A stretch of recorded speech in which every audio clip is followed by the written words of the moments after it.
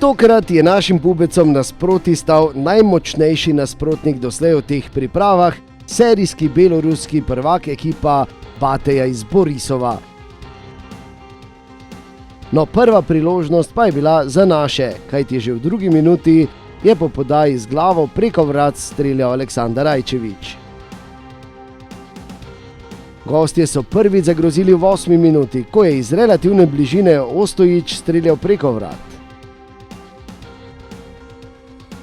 V 21. minuti lepa akcija Belorusov, žoga je šla proti Antilevskemu, vendar je dobro pazil Handanović. V 32. minuti še lepa priložnost za kapetana Belorusov Radionov z kakih 7 metrov mimo vrat Maribora.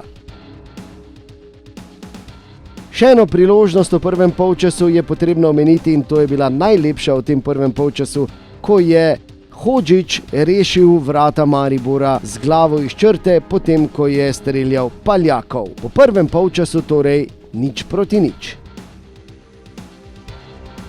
Drugi polčas tekme v deževnem vremenu v Beleku so bolje začeli naši pubeci. V 52. minuti je tako poizkušal Mertel iz roba kazenskega prostora.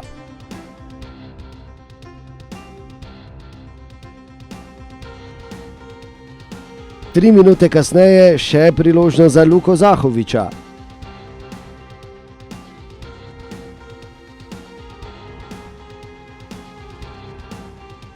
V 58. minuti je Hotić dobro vlekel žogo čez več kot polovico igrišča, pa se potem odločil za strel, ko bi bilo morda bolj smotrno podati.